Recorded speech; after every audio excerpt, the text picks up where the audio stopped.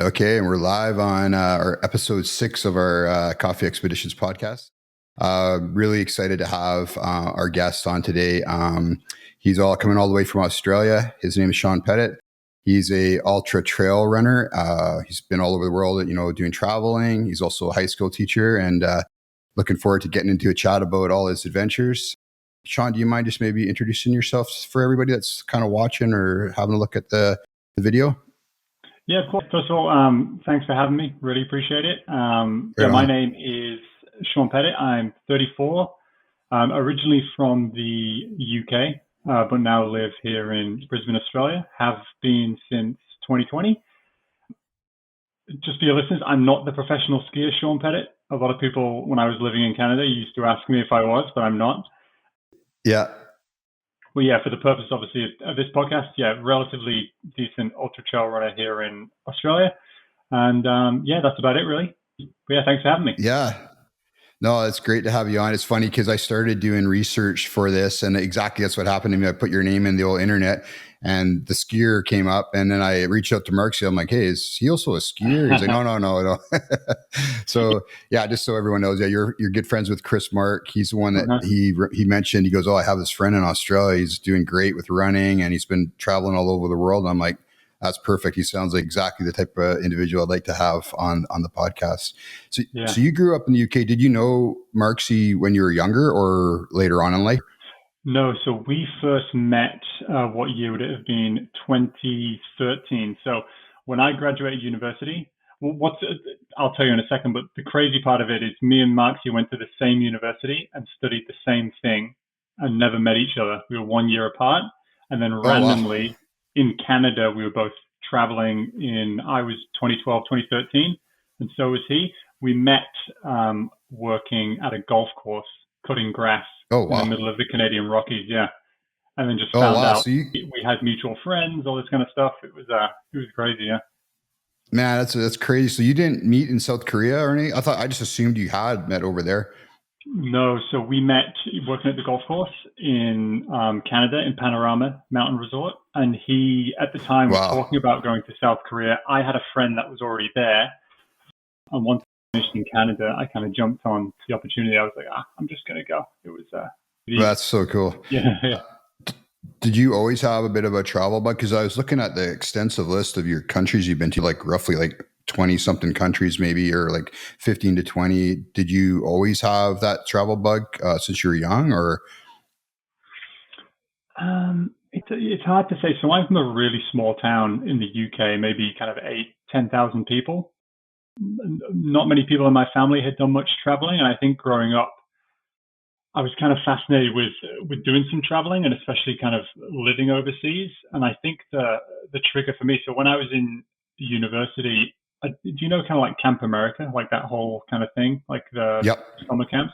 So I think a company came around to my university and basically presented this opportunity for university students during the summer to be like a camp counselor in America, something like that. So I kind of jumped on it.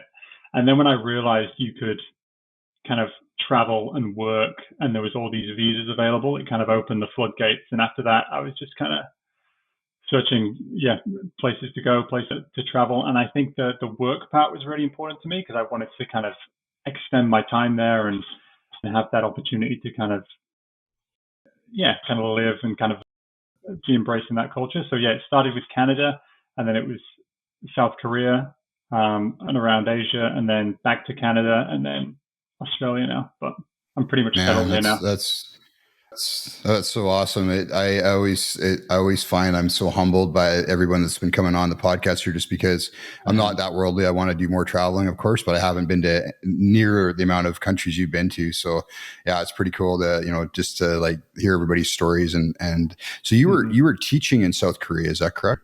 Yeah. So, basically English is a second language, ESL teacher. So English is a second language.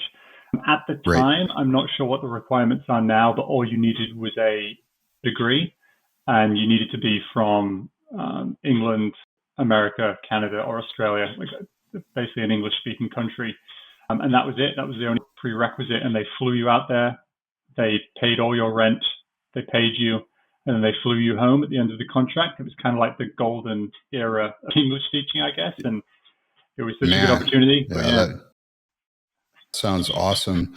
You did that for a couple of years. How was that like working and like, living in South Korea? Was that pretty cool to see the culture and the people?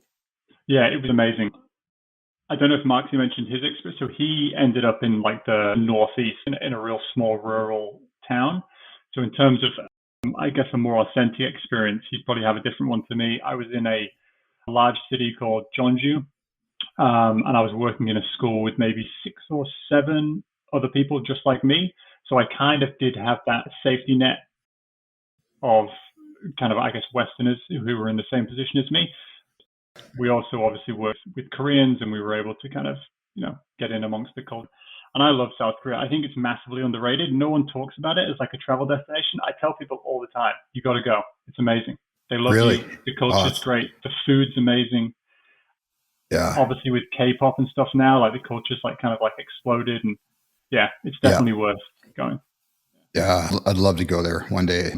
With your travels, one of the themes that kind of came up with Marksy all the time was like how awesome people were to him. And these are like in countries like Afghanistan where he's Mm-hmm. biking into like, really like, what for me, like not being very worldly would be like something that's very extreme and it's kind of scary. But he said pretty much everywhere he's been, people have been just fantastic. Have you found that, or have you found like a different experience in terms of dealing with people in the different countries?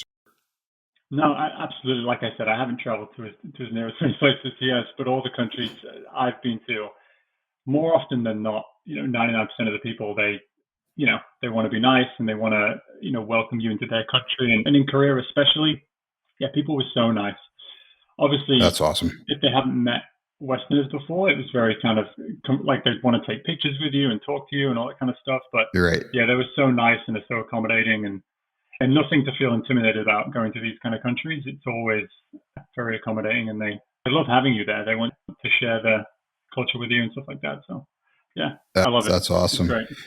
You did a big ride from Canada down to Mexico. How was that ride?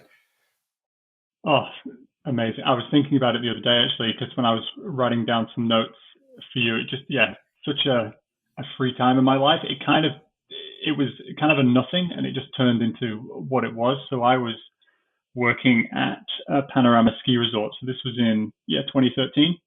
And I just had this idea. I'm just going to, buy a bike, and I'm going to see if I can ride from Panorama to Whistler. So I think 500 miles it would go through, like over Rogers Pass, the Duffy Lake Pass, and I'd end in Whistler, and it would be great. And what a trip!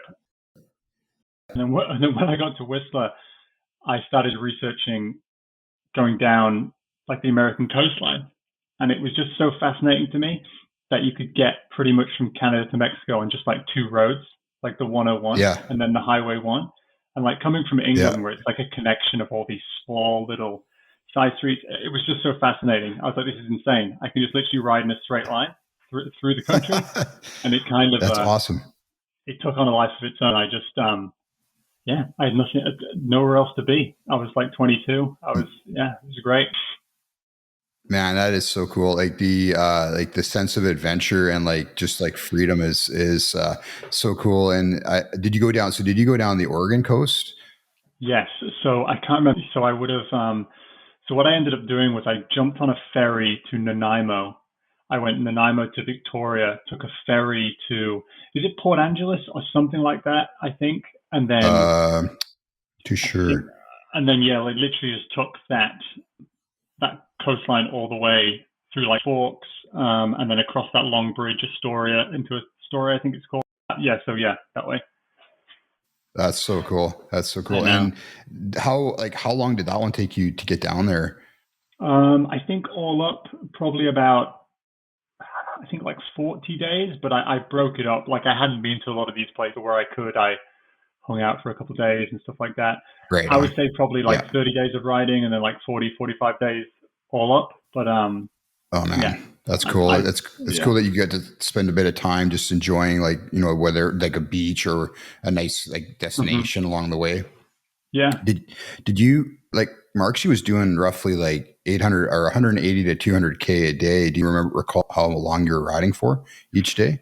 I didn't do anything that long. Like I said, I wasn't really in a rush. I was on a crazy setup though. I got like because I was in my early 20s, I didn't want to spend any money. I was on a mountain bike with like 26-inch wheels and like huge chunky tires. I just went to Canadian Tire and got like anything I could for like a reasonable price. It was so heavy.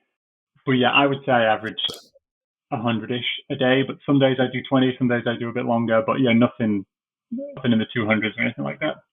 That's impressive though on a mountain bike. That's a totally different I know. ballgame. Like, it's all resistance on those tires and everything. Uh-huh. That's so cool. Oh wow, that's and then you ended up working at Sun Peaks for a while. Did you work there with Chris? Yes. So it was his whole kind of idea. Right? We were in Korea, and we always talked about going back. And he had a friend who was the supervisor of the Sun Peaks Patrol, and he basically Right. told us. And he was from England, and he said, "Look, this is a way you can get back. You can be a patroller, and then you can get your residency. Here's what you need to do to be a patroller." So we got a bunch of visas, and basically Chris got me the job because he knew the supervisor. He got me like an interview, and then Awesome. and then we went back there in 2016, and I did 2 seasons of ski patrol, 1 season of bike patrol, and then a season of tree planting in there while I was at Sun Peaks. Yeah. One of the things that I was talking to Chris recently about, how did you find so we have Whistler Bike Park. Sun Peaks has its bike park now. I think Grouse Mountain's putting one in this year, and I think Mount Washington put one into. One of the things that he was mentioning, I was just going to ask you about that too, is like he said the injuries that occurred from the mountain biking were more extreme than from skiing. Did you find that as well, or not so much? Oh, absolutely. The injuries from the biking were fewer, but when it did happen, they were way worse. Like obviously with skiing, you have the snow, and there's something to kind of cushion your fall, even though it's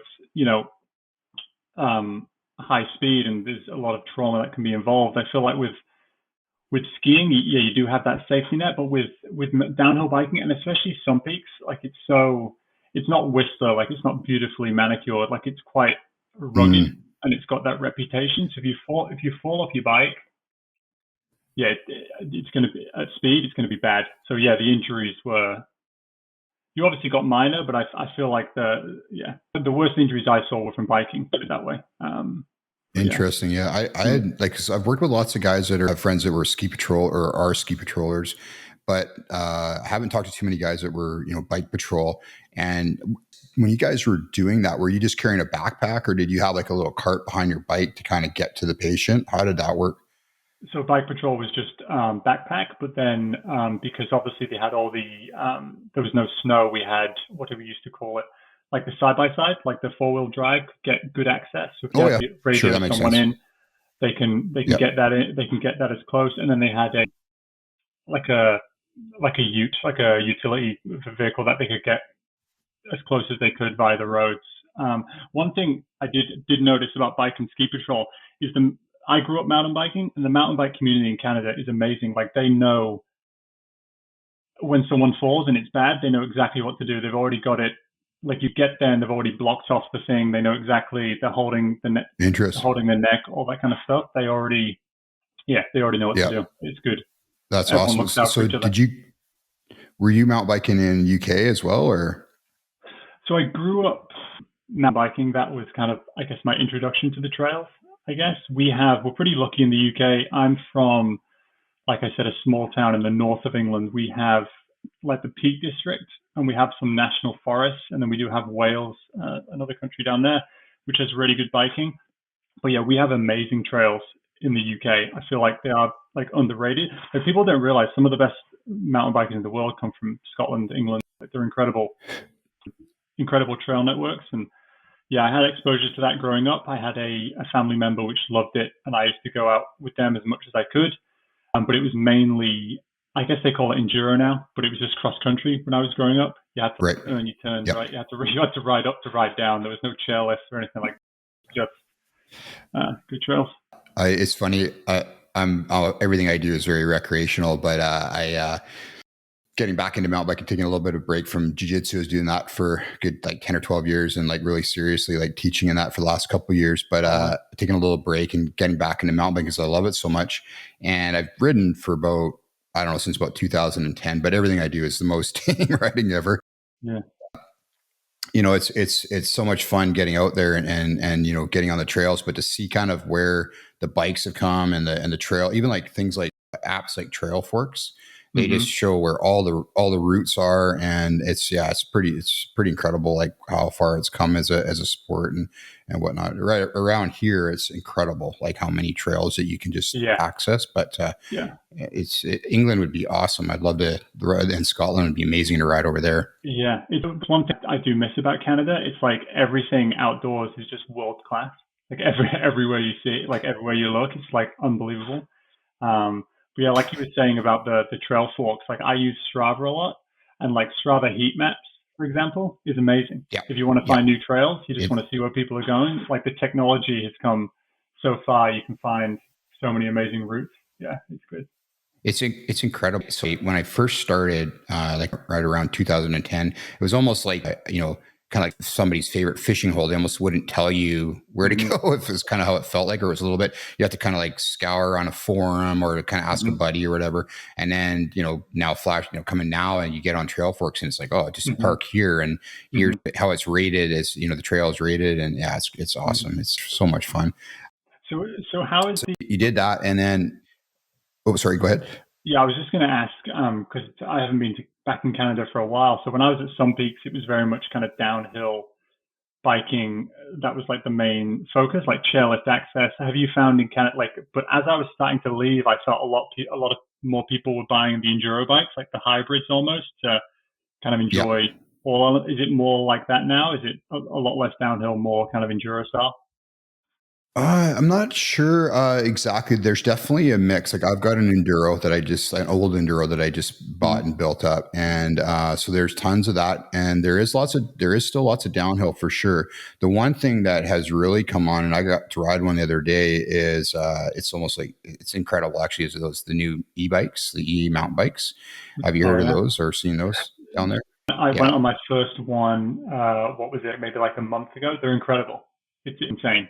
Yeah, I like how good they are. I like quintessential took, you know, like put my nose, like I was like sort of like, oh, I'm never riding one of those, like forget it, like that's cheating. And then I got on one, I'm like, oh my god, this thing's unbelievable. You know, you can regulate your heart rate and you can get such great riding, makes riding uphill so much fun.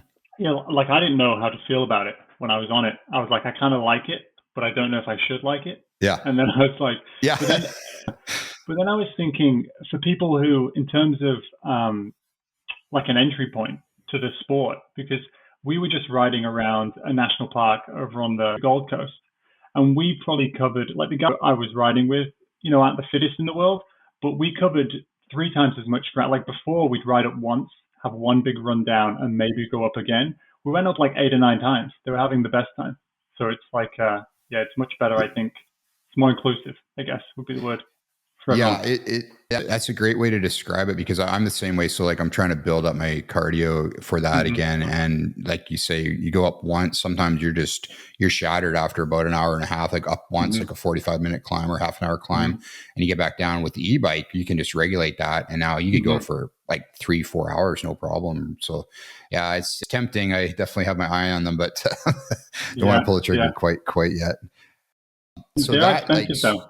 Yeah, the bikes themselves, very pricey. So like $5,000 to $10,000 bikes right now are pretty common. Like you see them for sale in all the stores, both e-bike and regulars, right? I guess it's been like that for a little while, but it's still hard for me to wrap my brain around. I know. It's like you're buying a small car. That's what I say. It's like crazy. Yeah. And like, I mean, I'm a very tame rider, but I definitely beat up my bikes. Like they're scratched all heck. Like I don't know, but one day maybe. But maybe have a hard time like beating one of those up on the rocks and everything. But so you got into you've been doing mountain biking for a long time. Have you been doing trail running for quite a long time as well, or? So trail running specifically would probably be since about 2020. I have done my first trail race was actually in Whistler. I think in 20 when would I have left? 2018, I think maybe. It was a 50k up at Whistler. It was called Whistler Alpine Meadows. Okay. Fantastic Yep. race. It no longer exists, unfortunately. But yeah, great race. That was kind of like my first introduction. Right on. But yeah, in terms of focusing specifically on the trail and ultra stuff, yeah, maybe 4 or 5 years since 2020, and it kind of coincided with the, I guess, explosion of the sport. Like there's races everywhere now. Like they're just, you can take Yeah. your pick, you can race every weekend if you want to. So it kind of, yeah, kind of Yeah. came hand in hand with that. It has really exploded, hasn't it? Because like when Mm-hmm. I did a bit of endurance sports back, maybe like 2003, I did like Ironman and Mm-hmm. marathons, all again, very recreational. And I remember back then thinking like a 100-mile race or even a 100-kilometer race. Holy crow, that's insane. And now they seem to be everywhere. And is that kind of what you've seen Yeah, over yeah, time? yeah.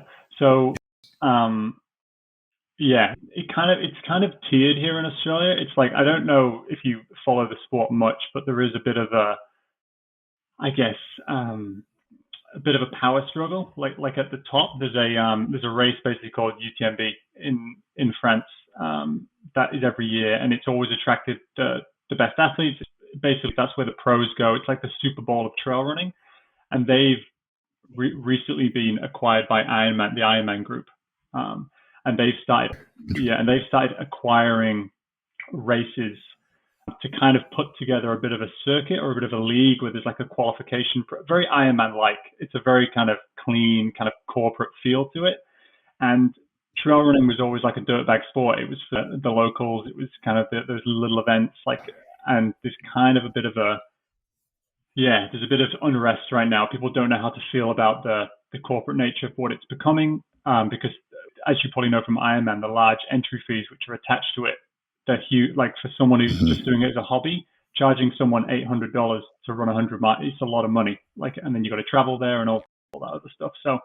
Um, so in Australia, we have some really great local events, especially here in Queensland, and then we have three in like the kind of Oceania region. We have three big kind of national events which are owned and ran by the UTMB organization. So you can get points and things from those, and that's Ultra Trail Australia, Ultra Trail Kosciuszko, and then one in New Zealand, which is the Tarawera Ultra. So we do have like those three big ones, and then we have amazing local events, like unbelievable. Like you pay a couple of $100, you go there with your friends, and they mark the course for you. All volunteers turn up, and yeah, it's great.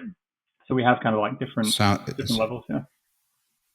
It sounds awesome. Yeah. So my older daughter, is quite big into endurance running right now. Like she's only 22, but she's taken it, like she's addicted to it. Like she's just loving it. Mm, She's done like she did a 100K run on the North Shore that we crewed her right. for. It was like, took her like 23 hours or something to that effect. And I was blown away, to be honest. I was like, that's just phenomenal.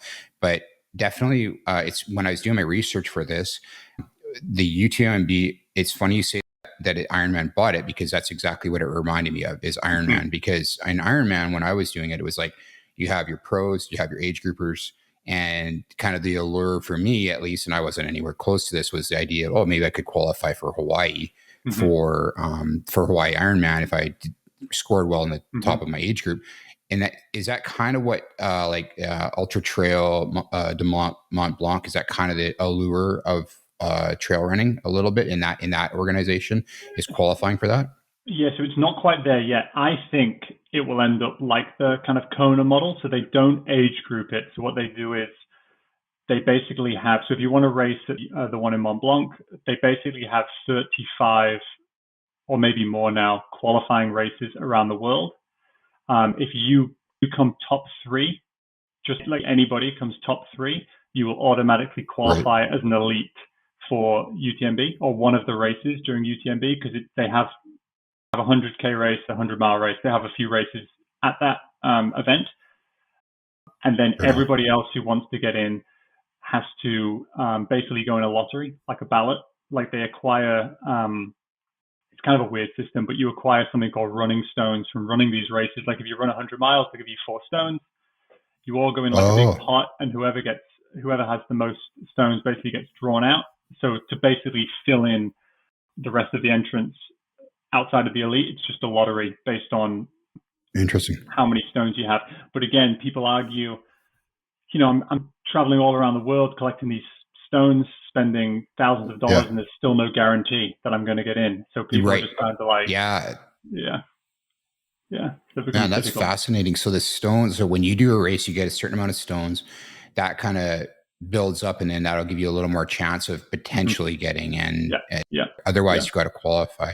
yeah. That's fascinating. That's really, really But interesting. I don't know whether they'll move to the age group, because I run with guys who are almost in their 60s. Incredible.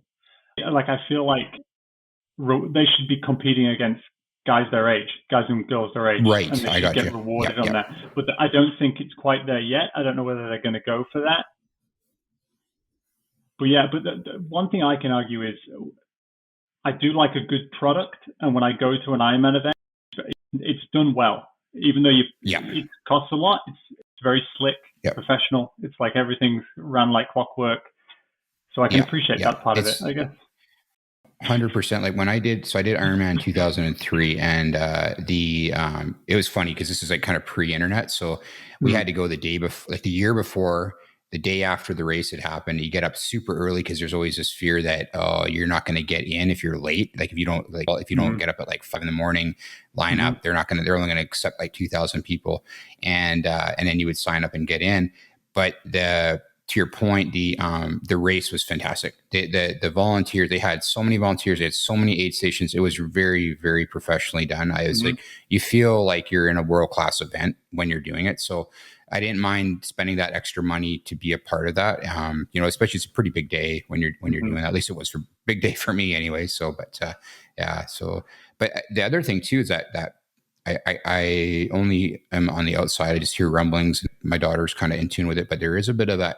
I can see a bit of that power struggle here as well, where it sounds like different race directors are kind of competing with different organizations as well. So it'll be interesting to see how that all pans out. But there's a lot of races for people to get Yeah, involved in.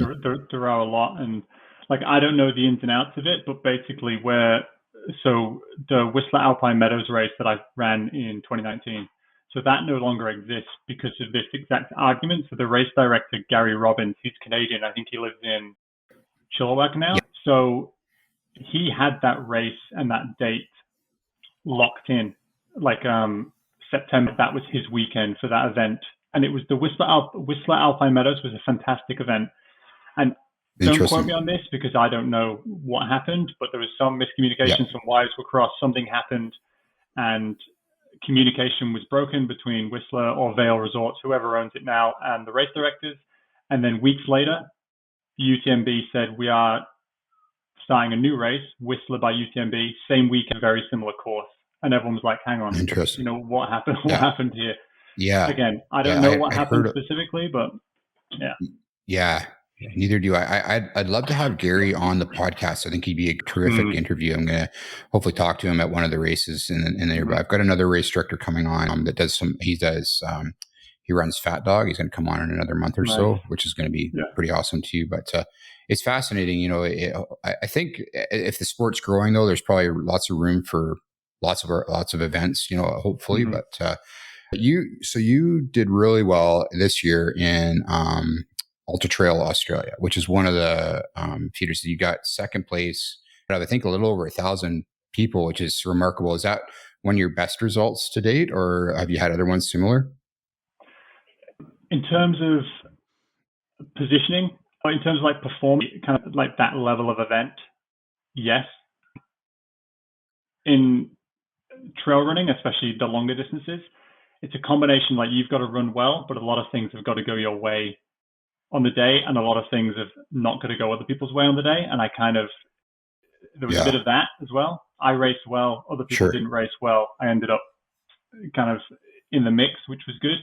But yeah, I would say my best result in terms of that level of competition. But I've had other races where I felt I've ran like the best I'm ever going to run. I still think there's a little bit of room for improvement at this one. I think I could have done some things differently. But in terms of result on that kind of scale or that level of event, yeah, definitely. That's awesome, man. Well, congratulations on that. I've never been close to podiuming, being on a podium or getting top three ever. So I definitely appreciate like how difficult that was for you, and like how special that must have been on the day of. Now, did that qualify you for UTMB in France then, or? Yeah, so I get a qualifying spot. So the UTMB race week, they've all got acronyms because they're all named after French, Swiss, or Italian cities. But there's basically the CCC, which is the 100K event, the UTMB, which is the 100-mile event, and then they have a 50K, the OCC, and then they have another event called the TDS. So this qualified me for the CCC, like the 100K event. Awesome. So Oh man, hopefully that's going to be. I'll be going. Well, that's going to be unreal. Like, will that? So the UTMB, I think that goes through France and Switzerland and Italy. Does the other one, the one you're going to be in, do the similar kind of a course, or? So it's basically or is it only in France? It's the back 100. So basically the UTMB is basically the Tour de Mont Blanc, the hiking trail that circumnavigates Mont Blanc. This one, CCC, starts at Courmayeur. So it's CCC for Courmayeur, Champelot, Chamonix. So it basically does the back 100 kilometers of the UTMB course. So the UTMB would run to Courmayeur, and then the rest, CCC just starts at Courmayeur and comes around. Man, so that's so exciting. Yeah. When will you go there for that? So that will be August. It's normally the last weekend of August or the first weekend of September. We're actually going there this year. So basically we have friends I have a friend that qualified for UTMB. I haven't been home since 2019. So we were like, let's go. I signed up for a race. Nice. Which you can just open for registration. It's called the TDS. It's a bit of fun with some friends. Yeah. And we're all going there for a week. So I'll be there racing on the Monday. And then, supporting my friends on the Friday. And then hopefully next year we can go back and race. But yeah. That's so cool, man. That's going to be exciting. Oh, that's so cool. So I guess like a couple things, like talking about your trail running. Do you do any like ultra marathons like on road as well, or just strictly trail? Right. Mainly trail. Because again, the growth of the sport, you can run. It's like, I think the part I like is the trail part right now. Kind of the road part scares me a little bit. I honestly think I'd get a little bit too beaten up. Like for some reason, I don't know whether it's my stride or how I run, but running 100Ks on the road just seems like it would, tear me apart. I think with trail, your stride pattern changes a little bit of a variety, uphill, downhill. So mainly trail. The Australian, the one that you placed second in, I watched a video on that. It looked awesome. The terrain looked incredible. Yeah. Did you find that when you were running it? It was like, it looked pretty awesome. And it's not just the spectacular views. There's some pretty cool like ladders and different like ridges that you're kind of running on. Is that kind of what you found through it? Yeah. So Ultra Trail Australia is very unique, and it's people get caught out, and you do have to train quite specifically for it. So it's about 4,500 meters over 100K, which is decent. It has real runnable sections in it, but because it's on that cliffside, there's a lot of stairs. I don't know what the final count is, but there's 5,000 plus stairs, and stairs are just running up and down stairs. Just tears you apart if you're not prepared for it. So it's very unique in that aspect, and people have to train specific on stairs and all that kind of stuff. But it's very unique, the Blue Mountains. It's almost like, who told me, it's like if the Grand Canyon in the rainforest had like a baby. It's like a mini kind of Grand Canyon with some like tree. It's very unique, but it's cool. Yeah. It's awesome. Like I like the video that I watched was great. It showed some of the spectacular views and those stairs and some of the ladder work. It seems like some of the people too, like there's quite a few bottlenecks that guys run into, like, depending on like how people are trying to, they're trying to navigate their way down the trail or on a ladder. Like it seems like people get backlogged a little bit because it is tight quarters, but that kind of mid pack. It all gets kind of like congested into some of those areas, but it's worth it. It's great. I love it down there. Yeah. It looks amazing.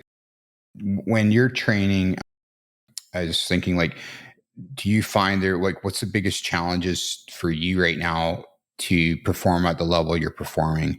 Is there a few things that come in mind, or have you sort of found a real balance with training and work and everything else? Like, is there anything that comes to mind that sort of challenges you a lot with getting to where you're at right now? What would the challenges be?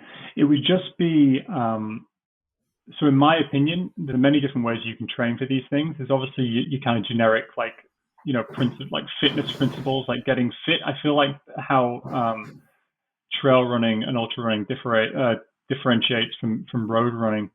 It's all about the specificity. Like you need to get close to or mimic the terrain you're going to be running on because you're just going to be shocked on the day. Hmm. So that's always a challenge. In Queensland, we don't have big climbs. Like we don't have from valley floor to top of the mountain, 1,000 meter plus climbs.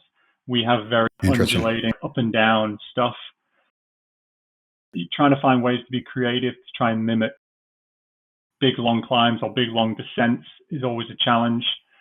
In terms of fitting it in, I'm in a pretty good groove now, just trying to be consistent as possible, I guess, week in, week out, and listening to my body and kind of prioritizing recovery because I'd love to do more. Like in terms of volume, I don't do that much. I know people that do much, much more, but I just find if I just play too much with that, trying to push, push, push, I just can't get the recovery in and it all just falls apart.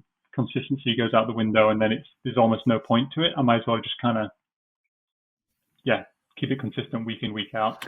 But yeah, the main challenge is the specificity, trying to mimic the race you're going to, especially if going to UTMB, there's no way we can mimic that here. So we have to try and get creative. How are we going to strengthen the legs enough? How are we going to, because at UTMB, they'll have Interesting. 10 kilometers of descent straight down to the valley. So there's no Holy way we're going crow. to get, yeah, I know there's no way we can get that here. So just trying to figure out ways to do Yeah. it. Yeah, that's the main challenge, I think. Yeah. That's interesting. Like the terrain is like such a big part of the ultra trail running. It's not like just road running, or I mean, like, road Mm-hmm. running has its challenges obviously as Mm-hmm. well, but that makes a lot of sense. I would imagine BC would lend a little more to those ascents because we have the mountains here where you could actually like climb them multiple times if you wanted to. If you're kind of in an undulating area, do you do like, would you do something like reps then? Like, would you do like, okay, we got a 300-meter ascent here. I'm going to do that like 3 or 4 times. Is that kind of what you try to Yeah, do, or? like that's probably the closest we can get. A general rule of thumb for me is I try and if a race is 100 kilometers and 5,000 meters, that's roughly 50 meters per kilometer. By the end, as I kind of progress through a training block, at the top end, I want to be at least 100 Ks for the week and 5,000 meters. So at least I know what that kind of 50 meters per kilometer feels like in my legs. Like that's kind of how I Right. judge it. But yeah, we can do those repeats. But again, it's the best we can do because you're kind of getting that break and like the pacing is different. Like how Sure. you would pace like a longer like 10K climb is completely different to how you pace a shorter climb. But yeah, just making sure you try and get the elevation in somehow and try and get those Yeah. weekly figures to kind of line up to what it may be like on the day. It's kind of how I go by it. That's interesting. And do you do like, so back in the day when I was reading lots of triathlon books and like just trying to piece things together, I tried to do periodization where I'll do like kind Mm-hmm. of 3 week builds, 1 week kind of taper. Do you things Mm-hmm. like that, or is it a little more precise?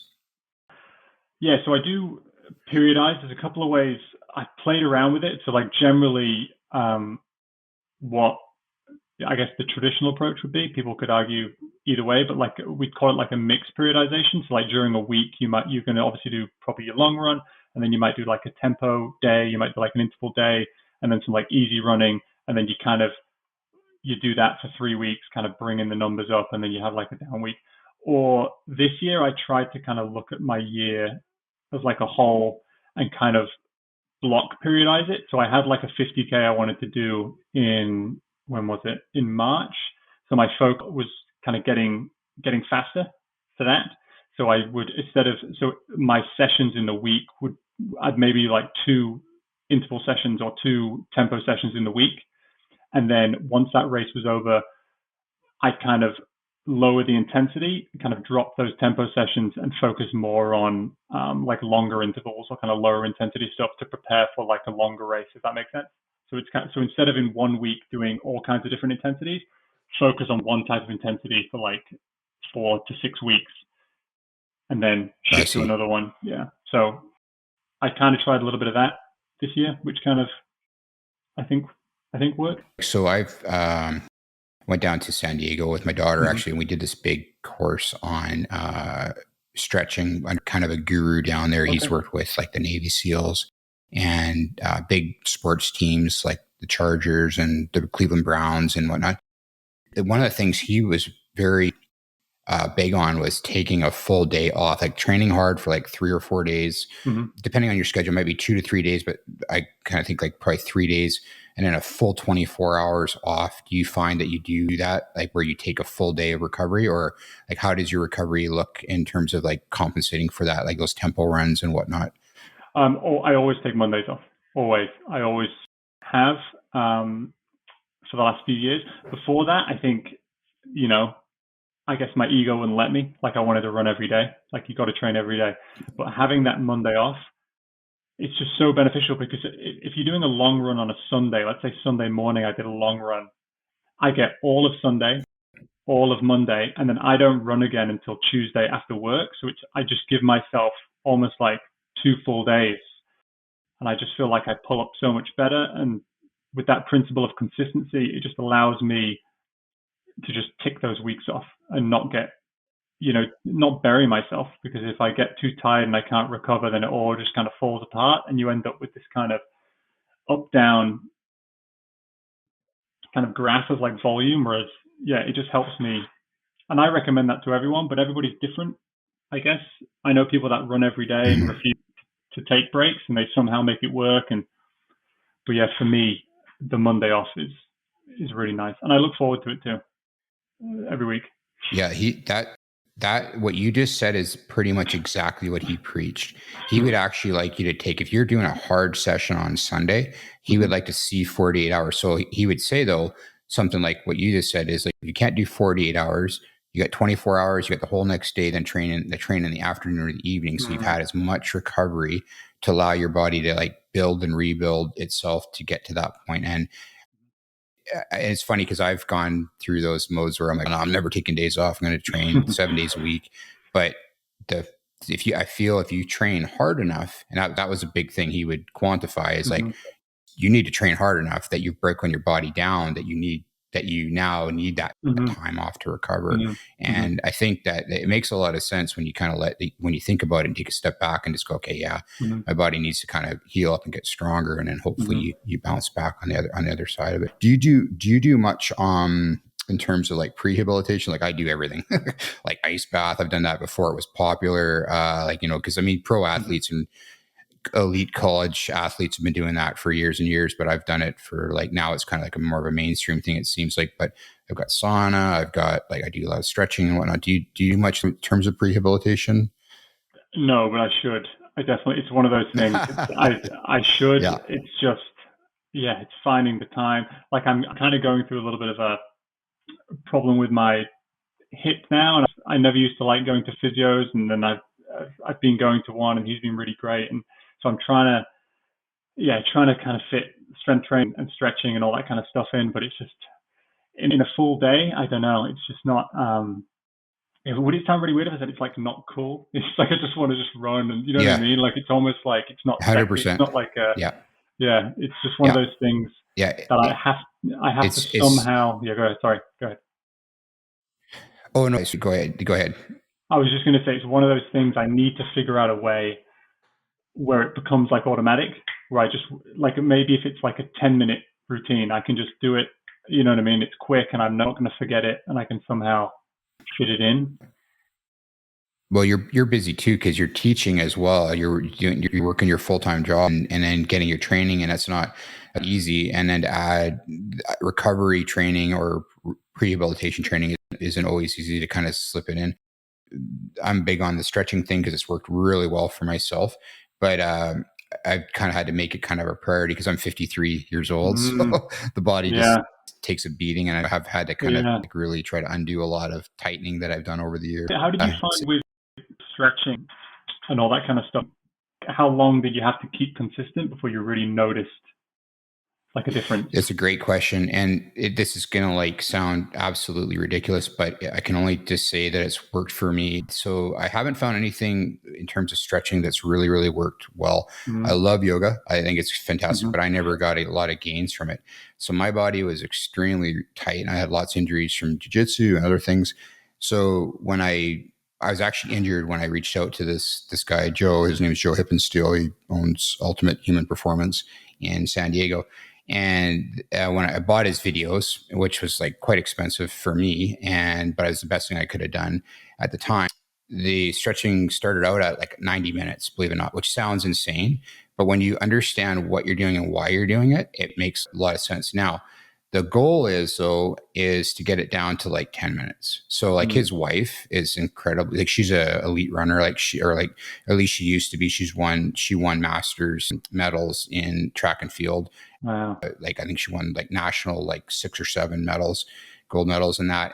But she can do his whole routine in 10 or 15 minutes because her ranges are open to the standards that he's set, and she's done all the stretching. So now for me, I've taken that down to about 60 minutes. Mm-hmm. So that being said, though, that 60 minutes really resets my body. So even though I'm a recreational athlete, it really, really helps. And I just noticed like you're not going to get rid of all your injuries for sure. Like Mm-hmm. there's still potential, but I think my injury rate has dropped huge. And I mean, my performance, I can't really quantify that, but I would say it's probably gone up a little bit overall. But yeah, I know it sounds ridiculous, but what he teaches works. I can Mm-hmm. only just attribute to what That's he's taught. good. But yeah, Yeah. Yeah, I do need to. it's Like I said, this is in terms of like training for me. Like I kind of said in my email, it's a hobby, but I like to take it seriously. But it's one of those. It's one of those things that it's becoming so. Like I was saying about the growth of the sport. So the pointy end of the sport now is you're getting these training grows and kind of more money comes into the sport and it becomes what it's becoming.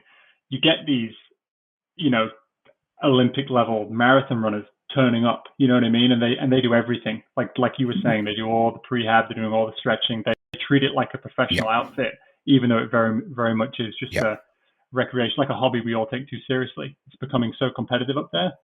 Like Ultra Trail Australia, where I came to the guy who won, Mikey, he beat everyone by like an hour, and I don't know how old he is, but he treats it like he's a professional, and he's not. That's how serious it's becoming. Like doing everything, like you were saying, doing everything right. So yeah, it's if I want to be competitive, I guess I need to do all that kind of stuff because everyone else is. So yeah. I mean, I think it's a tough one because you got to find that balance in life where it's still fun. Like if you don't mm-hmm. enjoy what you're doing, then I don't know. I found like when I was teaching jujitsu, there people would come in and they would be excited about what they're doing. And, a year goes by and they're gone. They're not doing it Mm-hmm. anymore because maybe they started competing. It didn't really go their way. They realized, oh, this is a lot of work. What I tried to do with that, I tried to really keep it fun and just enjoy the learning and not take it too serious. So I don't know. It's probably a little bit of a challenge there to kind of find that balance because it's nice to compete too, but it's also you want to Exactly. enjoy what you're doing. I'm Yeah, sure. yeah, that's what I think. I wrestle with that. I just yeah, you want to enjoy the process. Like even if there wasn't like a competition at the end, you still want to enjoy what you're doing because yeah, yeah, because it's not a guarantee. Like life can be too short. Exactly, exactly. But yeah, but I will. I'll try and do some stretching.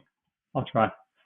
Well, yeah, and if you ever want some of the like what I've learned, Mm, definitely reach out anytime, and I can guide you along what I've done. I'm not saying it's the end all be all. All I can say is for me, it's worked out incredibly well, and for my daughter Madison, she does it religiously. Her ranges are fully open to the standards that this guy's set, and they weren't before. She was incredibly tight when she yeah. started this. This is like a little bit less, about 8 or 10 months ago, Oh wow. and now like she'll do like she did that Van 100 through the mountains there, Hmm. and she was mountain biking 2 days later, no problem. Like Oh, just like amazing. yeah, and yeah, you could say, oh, well, she's 22. I can guarantee you, if she wasn't stretching, she wouldn't have done that race very well, and she definitely Mm, wouldn't be recovered yeah, as well. It's just yeah. it really is a pretty awesome thing, right? But That is good. yeah, so just anytime, just reach out, no Yeah, problem, I and I will. can try That'll to be good. guide you along. That'll be good. The Other thing I was going to ask you is, how does your nutrition work out? Like, are you pretty hyper focused on that? Like some guys are, some guys aren't. I know, like I read a bit of the book on Michael Phelps, the swimmer, Yeah. and he was taking in huge calories, like I think like something like 10,000 calories a day. And I think he was eating really well, but he was also just eating garbage, is my understanding. I could be Mm-hmm. wrong on that, but I understand. I think he was like crushing McDonald's or whatever as well. But how do you find your nutrition to be? Yeah, so nutrition would really be divided, yeah, to like my race day, like racing nutrition outside of racing nutrition. So like we generally eat pretty good in the house. I think generally have this kind of rule of thumb, like we were talking about consistency. I like a bit of junk food from time to time. In my opinion, I can eat 80, 85% good and 15% crap for the rest of my life. And if I can do that, Yeah. I feel like I'll be happy, I'll be healthy. If I Yeah. start messing around with, 99% good, only one, I think it would just drive me crazy. So I just think Yeah. my nutrition outside of racing, I like a sweet treat as much as the next one. But yeah, if I can do 80, Yeah. 85% good, healthy, whole food, and the rest, Yeah. guilt-free junk, and I can do that no problem, no stress for the rest of time. That's kind of where my philosophy is with that. With race day nutrition, it's something I never took seriously. I just wanted to, because a good friend of mine who's a good runner, he says the longer you go, like these races, like 100 mile, 200 mile, whatever it is, it's basically an eating competition with some running mixed in. That's basically what it is. It's like who can eat the best, like Interesting. who can fuel themselves the best, and that's become a Yeah. bit more of a science now. Even at like this hobby level, people are really getting dialed Right. in because it really makes a huge difference for your performance. I don't know the exact stat, but the number one reason for people dropping out of these races is GI distress. It always has been. It's nothing to do with fitness. It's Interesting. always stomach related issues most of the time. And that goes from not having a clear nutrition plan for the race, not understanding what calories or carbs you need, not following the plan, not having a backup, all that kind of stuff. So I've had some terrible races where I just haven't had a plan, and yeah, they've just gone horribly wrong. GI distress, throwing up, all that kind of stuff. And then I've had great ones where I've had a nutrition plan, I followed it the best I could, and it's allowed me to basically perform as well as you can on the day. So my rough nutrition for the day, the product I use right now is, I don't know if you have it in Canada, it's called precision hydration, fuel and hydration. It's like black with like Okay. yellow stripes on it. So they have gels Yeah. with 30 grams of carbs in them. And then they also have a drink mix, which has basically 1,000 milligrams of sodium per liter and 30 grams of carbs in each Interesting. per liter. So basically, I just aim for 90 grams of carbs per hour, roughly about 500 milliliters of water an hour, and 500 milligrams of sodium per hour, something like that, around that, or 1,000 milligrams of Interesting. sodium per hour. And that's just Yeah. through experience, really, just figuring out what works, practicing with the product. Like I'm like even not even on a hot day, I'll sweat and I'll have like salt rings like around here and like around my eyes. So it's one Yeah. of those things I didn't really pay attention to it at first, but upping my sodium levels in a race really helps. So yeah, just experimenting with that. Yeah.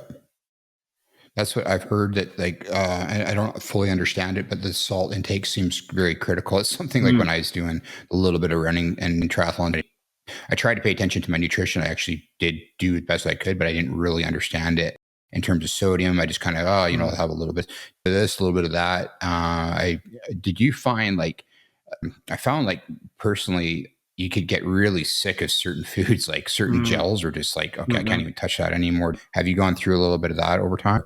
Yeah, yeah. So like, what did I use before? I can't remember what they were called, but yeah, flavor fatigue. Just you can't stomach it. Like I think I had a gel which it was almost like a tablespoon of peanut butter. That's what it tasted like. And for the first few hours, it's great. But when you're like 9 hours Yeah. in and it's hot and it's Yeah. feeling like your pocket forever, it's terrible. You can't, Um, yeah, you can't even get it down. Yeah, but these new, again, I'm no expert on the science behind the nutrition. I just basically play around with stuff until I find stuff that works. And one time it might work, one time it might not. But the precision stuff that I use, and also, do you know like Morton? Have you heard that company? Not too sure. So they're No, quite which one? popular What's it now. called? Morton, Maurten. So they're a pretty big TN. company. So their gels and precision gels, they're basically flavorless, and they call it, I think, the hydrogel technology. It's almost like it's solid. It's kind of like solid, but it's not, and it goes down so Interesting. easy, and there's no flavor. And I really like Really? that because when I'm hot and you've been running for hours, they go down no problem because they almost have no Yeah. texture and no flavor. So there's no, Interesting. yeah. So they work really well for me because yeah, trying to Yeah, because get. like the opposite of that to me is like I can't remember the product name, but there's some that are like almost like a thick chocolate. And it's just like, oh my god, I can't. Yeah, Yeah, yeah, like you say, it tastes great the first one maybe, but then like try the fifth one or whatever. It's like, holy shit, I don't know if I can get this down any yeah, longer. yeah, But yeah. there's one from BPN, which is an American company. Oh, I know that. Yeah. His name is Nick Bear, I Oh, think his name. He's got tons of I watch videos. his YouTube all the time. He's great. So good. Man, he's incredible. Yeah. What an incredible athlete. Mm-hmm. His running and his lifting is just Mm-hmm. unbelievable. But he has a gel that we've been buying. My daughter loves some. It's almost like applesauce, like baby Mm-hmm. sauce or like Mm-hmm. baby applesauce or whatever. And it tastes so good. It doesn't taste too sweet. I don't know what's actually all in the ingredients, but it's great so far. But it's not like those thick, gooey ones. No, no. But yeah, yeah, it might, yeah, maybe rewind like 5 races ago. I'd have a very rough plan. I'd just be like, oh, I'm just going to eat when I feel like it and drink when I feel like it and just kind of feel it out. And for some people that works, but I've found now you kind of have to have a plan and stick to it early. And then when the Mm, plan kind of falls apart as the race goes on, as it will, just because you're kind of like tired and you will find it harder to eat. If you've really stuck to that plan in like the first half, first 2/3, it's going to pay dividends at the end. That's kind of what I'm learning. Like if I can just be strict for at least 2/3 of the race and try and hit those numbers that I've set, instead of trying to wing it, when it ultimately will start to fall apart a little bit at the end, you can kind of hold it together more, I find. that's fascinating. That's really, really well said. Because one of the things that like I think I've said this a few times on the podcast that the human body is pretty incredible. But one of the things that it seems to not do well sometimes is give you warning signs. So, for Mm-hmm. instance, if you're thirsty, like if you feel thirsty, often I feel like that's too late. Yeah. Like at least it seemed like that when I was doing a bit.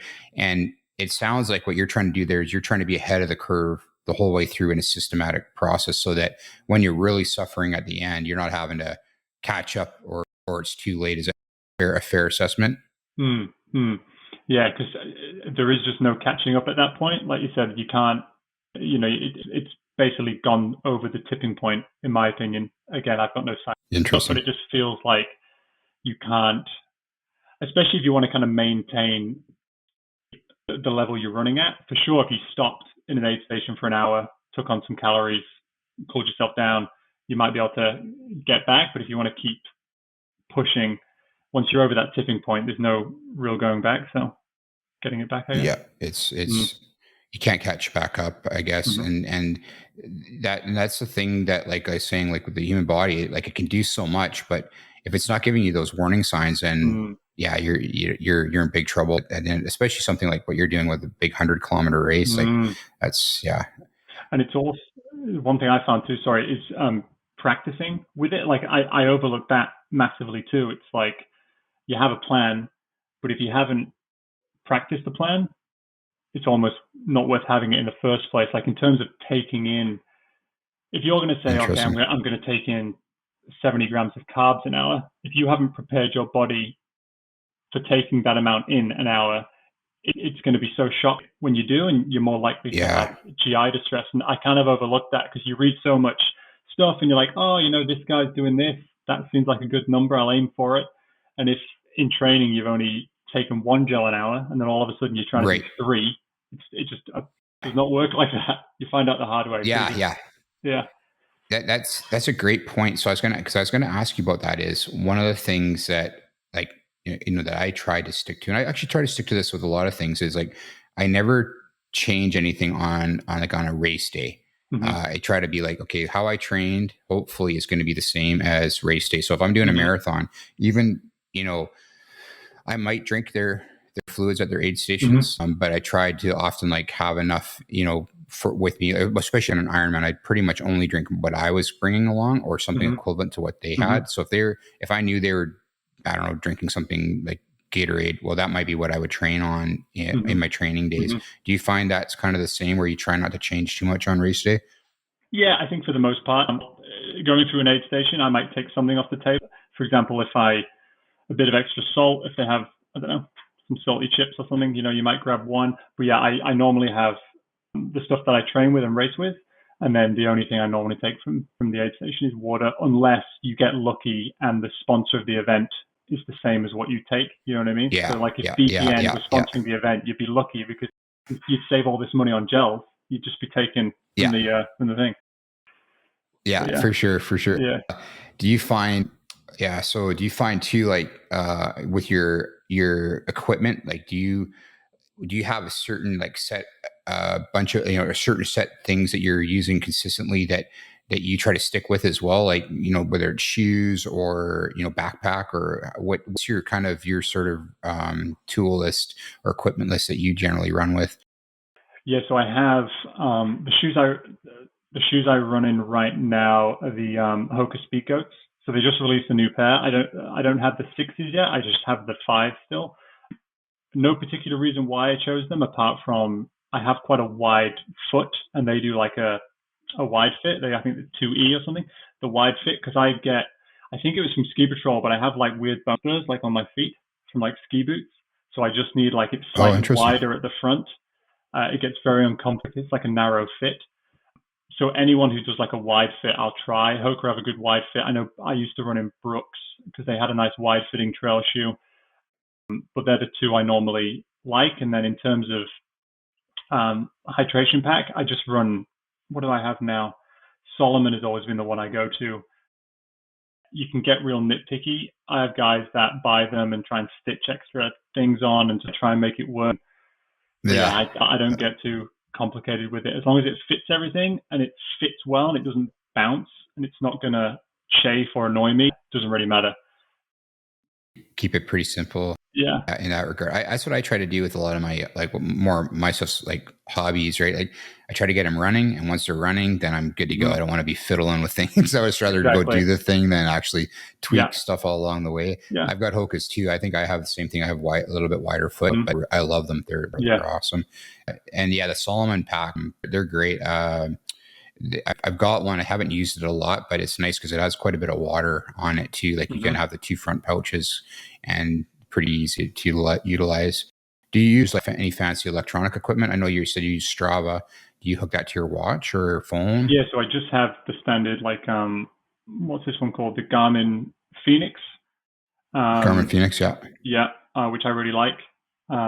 Again, the technology, like I got this 4 years ago, and it was the best thing ever. But like the watch technology's come along so far. Like Yeah. I don't know if this It's, is cool or out of date. I don't really know. But yeah, for me, yeah, yeah. No, for me, the biggest one is just battery life. Like I don't yeah. know. These races get longer and longer, right? And I don't know how long this will last. It says here it would last 36 hours, but again, with GPS going, I don't know. I know there's another watch brand. What are they called? Chorus, I think, that people are getting into now, which is like Oh, competitor really? to Garmin. I think they have a really good Yeah. battery life. But in terms of technology, just this, and then yeah, Strava, basically. That's basically it. Yeah. But I love It's the Strava. same. It's So like I've got the same thing. I've got a Phoenix too, nice. and it's phenomenal. My daughter got me onto that. She's got one, and it's Hmm. great. It works on Strava. Trailforks is awesome as well. Hmm. For that, they all kind of connect. Then I usually bring my phone. One thing that I bring with me is a Garmin InReach, like when I'm Oh, out of okay, cell service. that's Do cool. you guys find that you'd ever need something like that in sort of Australia there, or are you pretty much always in cell service when you're running? No, so there are a couple of spots where I probably could have used an inReach. If it's a race, no problem, because sometimes they'll give you trackers or they'll have it on your bib or whatever. Where I live, where I train, it's all good. I have been on hiking trips and stuff where you kind of in the Victorian Alps, so in the southern states, we have the Australian Alps kind of mountain range. You probably dip in and out of service there. So it's definitely worth. What is because there's like a range of them, right? Like which one do you have? Is it like kind of like a high grade Yeah, one? so I 'Cause I have. was looking at them. Yeah, I have that little. It's a little. It's about that big. Mhm. It's a Garmin called a Garmin InReach, and then there is a plan to it. They have different tiers to their plan, Okay. so I think I pay about $30 a month for it. And it's not the greatest in terms of like it's a GPS device, so it'll hit the satellite when it can see them. It's usually pretty good that way, but you have to text whatever you're going to say to someone, so it's a little bit slow because you're kind of Okay. it's not. It doesn't have like a keyboard on it, but it also has an SOS, like just a button. So if you hit that Hmm. button, that'll send an emergency signal out to Okay. like help, what you can do though is you can pair that with your phone. So then Hmm. the phone allows you to more easily text to like when you're sending a text out. So the phone will link to it and then you can type a lot easier, but it's Gotcha. pretty good. It's pretty good. I'm kind of hopeful for what is it? Elon Musk's Starlink, is that what it's called? Yeah, like Yeah, it's yeah, going to be yeah. like kind of a Wi-Fi system around the world. So that would Oh, be, that's good. I'm hopeful that would be pretty cool. Like then you'd Yeah. have full on GPS everywhere, right? So, Yeah, that's but great. Yeah, because I did think about getting an yeah, inReach. I don't think I'd use it because it's not really like Canada here, where because you'd be out of service a lot, right? If you went walking. Yeah, yeah. yeah, we Even don't like, really. well, I went mountain biking this morning. I was out of service almost the whole time. Like, so Yeah, I threw the InReach in the back just in case because I'm by myself too, right? So if I do happen to have a big yeah. catastrophic injury, hopefully I can It's get some help. But yeah. It's kind of. I think that's one thing. what about for you? Oh, sorry. I was just like, Oh, that's no, go one ahead. thing. Yeah. We're going to One say, thing we kind of like take for granted, I guess, and that's one thing. Yeah, like going out, but like I go running by myself all the time, and I never really think about it. If I was out of service and I got hurt, like what I'd do. But yeah, I guess in Canada, you guys, it's so much more like obvious. Like like you said, you're in the mountains, you're out self-service all the time, so it's kind of like it's almost common sense to you guys, where it's not common sense over here. I feel you kind of have to yeah, be like taught it. one thing too, when I first started mountain biking, a little while back now, I would never see another mountain biker. So one thing that is interesting that we are talking about the changes in mountain biking, at least from what I've seen, is I see mountain bikers everywhere now. I think that Mm, sport's kind of growing. I was even out today. I saw not so much on the trails, but I probably saw like 10 or 15 guys, in the parking lot and kind of getting going and yeah. shuttling and that. So I think that sport's really blowing up too. Like, I Hmm. mean, I could be wrong. I'm not too in touch with like the trends or whatever, but Yeah. one question I was going to ask you is, so here, like sometimes I'll carry bear spray too. Like when Hmm. I'm mountain biking, it's a little overkill, but I always think it's overkill until you run into like a bear and then it's not, maybe it can Yeah. help you. Yeah. But so here we have bears, grizzly bears, like black bears, grizzly bears, cougars. What about in Australia? Do you have wildlife that you're concerned about when you're down there? Or because I think in crocodiles, but I don't know. I'm kind of No, ignorant. So not here. apologize to the Australians. I don't know kind of what it's like. So no, not Crocs, not where I'm from, not in the specific area I am. But yeah, it's always on the mandatory gear list to have a snake bandage. That's like guaranteed. Um, Oh, really? yeah, yeah, yeah. Because you'll see them. You'll see them around when you're running. I haven't seen too many, and I touch wood. I haven't had a friend or myself who's been bitten by one. Yeah. But it's one of those things that you'd probably just second nature drop in the bottom of your pack when you head out because you don't want to be. Interesting.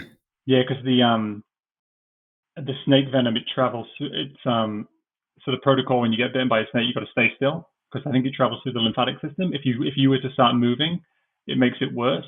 So you really have to Oh, stay wow. still, wrap it, and compress it. So it's always worth having one. But yeah, I've never stepped on one yet. But yeah, they linger around in the grass around here. So Yeah.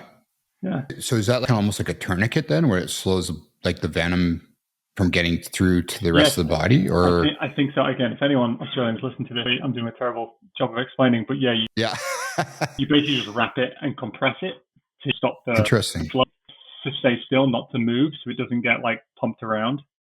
I think that's the general procedure. Interesting. So that's fascinating. I know, like, actually in a Soyuz, there's poisonous snakes up there. Up in like in the Okanagan, there is big poisonous snakes up there. So that's an interesting comparison. But what about? Is there any other wildlife that you worry about, or just pretty much snakes? Nothing really else. To worry about, yeah. What is it? Like, I'm relatively new to this country, but I always make a joke. There's just literally just a long list of things in this country that can kill you. It's insane. Like, it's Yeah. That's we went to like spider. yeah, just everything. It's like we went to, when I moved here, my wife, she was from Cairns, which is like north, like Queen by the reef. And I'm thinking we're going to go there, we're going to swim in this blue water. And she's like, no, you can't swim. Yeah. Like, you can't go in. Why? Because of like the stingers that will kill you with like one tiny, like if you want to go in the water, you got to have like a full suit on. I was like, this place is crazy. Really? Yeah. Yeah. It's crazy. Beautiful water. And then you got like, what is it? Like those rockfish or whatever, you step on them and they'll like, Yeah. Oh, wow. It's a whole nother set of things to kind of consider. Now, like, you've got this big event coming up next in France. Do you have any other sort of long time goals that you're thinking about for running and adventures? I'm just trying to, so basically for this, I think what I'd like to do is, there's kind of like a list of races I'd like to do. So like I said, there's 3 big ones in Australia and the one in New Zealand. I'd like to do those. Like I said, because it's a hobby first, I do like, it's kind of an excuse to travel. It's like a reason to go to a destination, which is nice. So there's a big race. So cool. There's a big race in Thailand, which is like basically one of the big ones for our region as well, where a lot of people will go to try and qualify.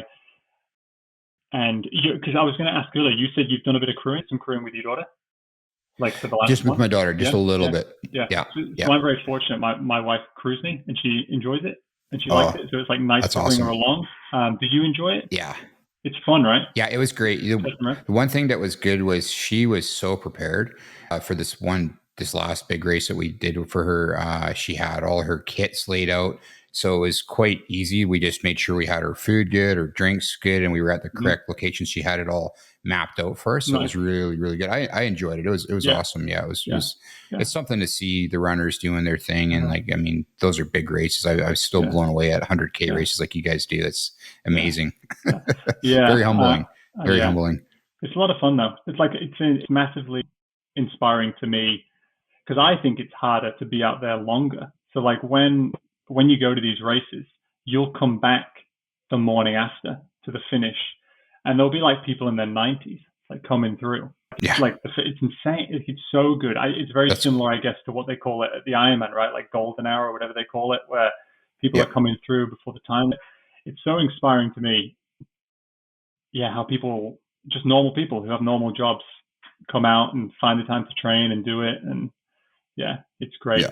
But in terms of a big goal for me, go ahead. Sorry.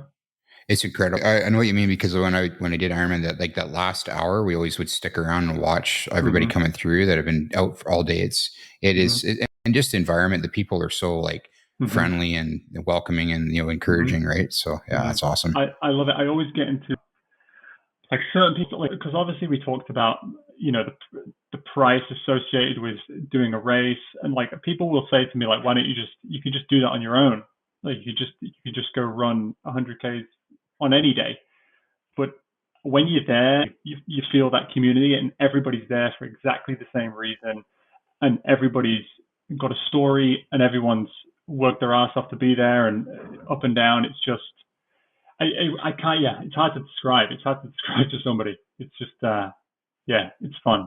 Yeah, I think like that you kind of nailed it there, because you could go do 100K run on your own, and you do, if you wanted to, you could do that. But having that end goal, that's what kind of makes the journey along to that so worthwhile. Because a couple of marathons that I've done, it's like once you get there and you do it, that's a great feeling. But it's really that journey along the way to try to like do that. And you're also trying to perform the best that you can on the day of, whether you're a recreational athlete or more, elite athlete like yourself, where you're doing like, fast tempo running and all those kinds of things. You're always trying to push your boundaries, right? So yeah, it's nice to have something to look forward to as well, like a race day. Yeah. But yeah, I'm sorry, I kind of got sidetracked. But yeah, big running goals. I wouldn't say I have a massive goal. I'd like to do those big races in this area. Hopefully, I would like to qualify for the big UTMB race at some point. I think there might be a little bit of a window where I might be able to sneak in. I think as it becomes more competitive, I think in 5 years, the sport will be unrecognizable. You can see it now. Right. Kids that are coming into it, I would say, like did you say you do jiu-jitsu? Yeah. Yeah, so it's similar. I watch a little bit like MMA and stuff. Watching it 10 years ago to now, it's like kids who train everything. The difference is just like, it's crazy. The kids nowadays in jiu-jitsu, they are unreal. The past generation was amazing. Of course, you got even like, back to Hicks and Gracie and the guy that I'm under. I'm very recreational as a black belt. I make sure I put that up front. I just do it for fun. But I'm under a professional fighter. He's one of the best in the world. And he lives in Langley, BC, but he's one of the best in the world, one of the best all-time jiu-jitsu guys. So he's incredible. He's incredible to watch. His athleticism, speed is unreal. But that being said, the new kids coming up are amazing. Like I've been lucky to meet guys like Mika Galval, the Rotula brothers. They've been doing this since they were like 5 years old, and they're just with all the tutorials out there now, that's really been a game changer. So people can just go online and watch the best guys in the world teach jiu-jitsu. So I imagine it's the same in trail running. You must just be blown away at some of the up and comers as well. Well, like I said, I'm relatively decent, but I am recreational at the same time. But you just see it every now and again. There'll just be someone come in who's just an unbelievable athlete, trains really hard, and you can just kind of see the level right in front of your eyes. It used to be here, and now it's all of a sudden it's here. Yeah. The Ultra Trail Australia, I think 2 years ago, they had to completely reroute the course because we had terrible floods in Australia, and they couldn't let anybody on the cliff sides. It was too dangerous. So it basically turned into this like out and back kind of fire road trail race, which is unfortunate for people who have traveled all the way, but the community got together and they did it anyway. But the guy who won it happen, yeah. The guy who won it was he's like a 2:12 marathon guy, and he just blew everybody away. Wow. And you see it, and those types of people are coming in to the sport, and it's awesome because it just like it keeps growing. But yeah, I was also going to ask one of my questions for you.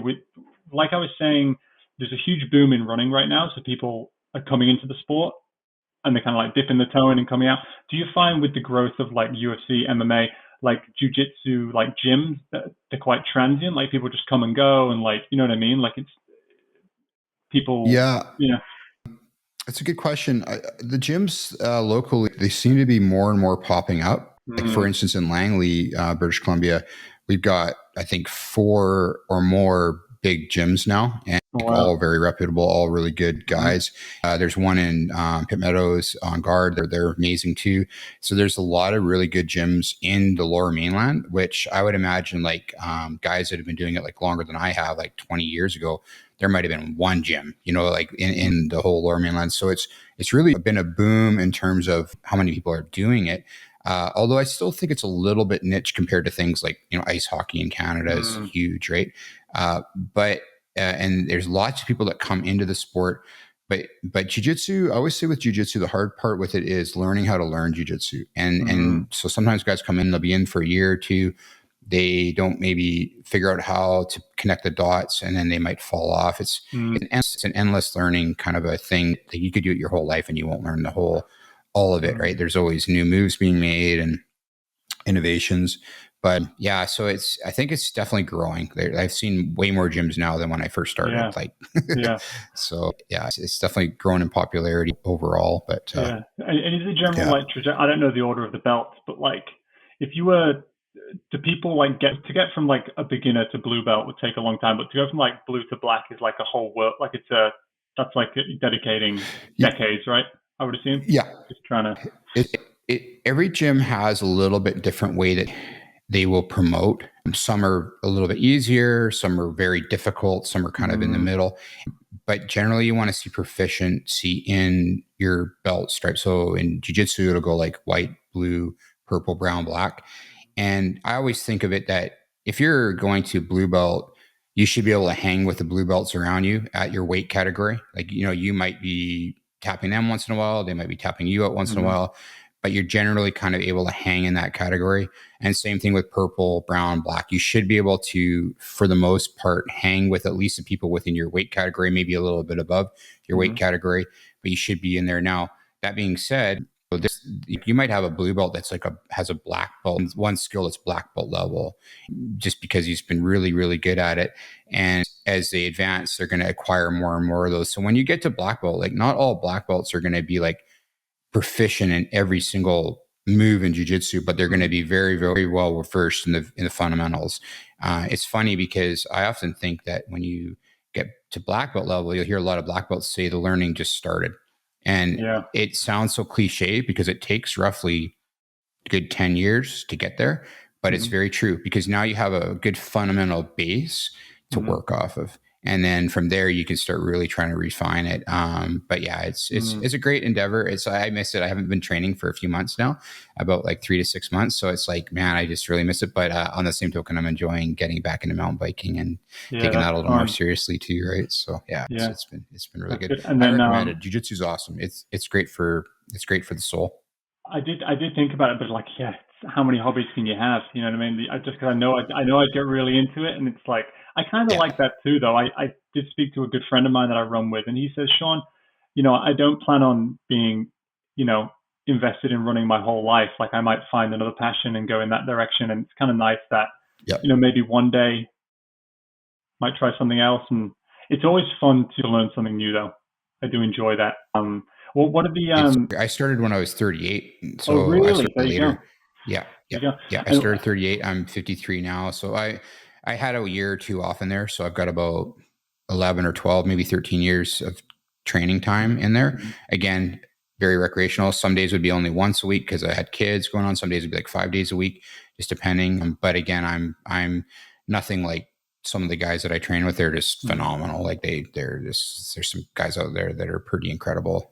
Do you have to train for the training, or is going to the jiu-jitsu gym training in itself, if that makes sense? Do you have to get strong to be in there, or do you just kind of turn on? That's a great question, I guess. Yeah, so it's definitely like you definitely outside of jiu-jitsu, I'd say weights, cardio, all those good things in fitness world, like running, all those things are great. Those are great additions to have to do jiu-jitsu. But to get good and to feel like to be fit, you need to like for jiu-jitsu, you have to do it. You have to roll a lot. So in my opinion, you got to drill, you got to roll because it's just such a dynamic sport. You're using muscles that you are hard to replicate in other endeavors. And a 5-minute roll is hard, right? Like when you got someone trying to tap you out, like you're moving in many like 360 different degrees of direction. So that's something that you have to build towards. Now, the other part of it is the more you learn about jiu-jitsu and the more time you put in, the more efficient you become at it, which I would assume would be very similar to trail running or like cycling or ice hockey or whatever, but you get a bit more efficient in your ability to roll, where you're not you're not super tense. You've got a game plan, and sometimes when you like, and again, I've never been good at jiu-jitsu, but when I've been things have been clicking, I'm able to move much more efficiently to the positions I want to go to, so that I can capitalize on someone else's mistakes. So I can feel where they're going to go. And really good black belts, what they do is they set you up. For instance, they might hit you with an arm bar. They know you're going to react to that arm bar, and then that sets you up from them taking your back. So they'll make you move the way they want, but it's more of a reactionary kind of a thing where you're reacting to their attack. And now that's exactly what they wanted you to do. So one of the guys I'm hoping to have on the podcast soon that I've trained with a lot is a pro fighter named Jared Ravel.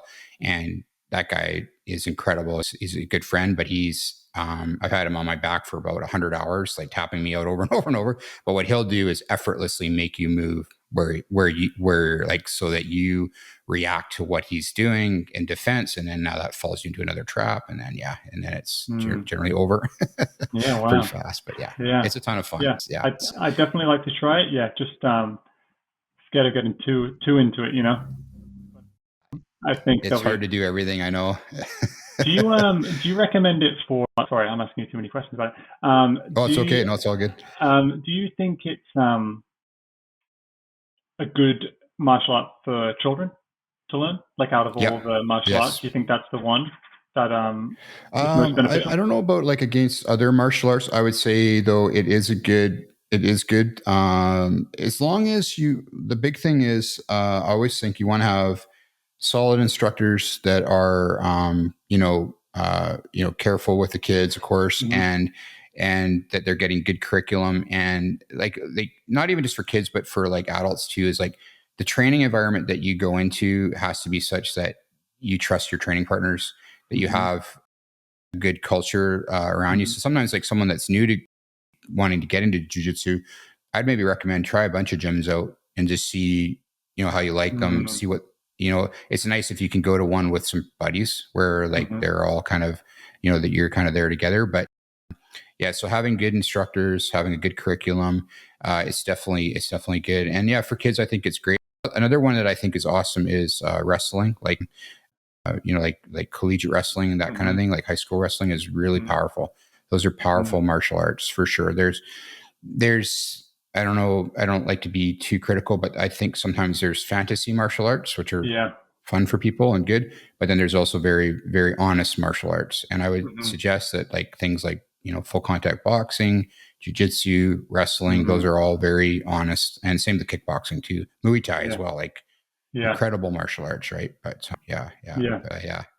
Tons of fun. Yeah. Yeah. They're kind of like the reality, I guess, Yeah, of yeah. martial arts. Yeah.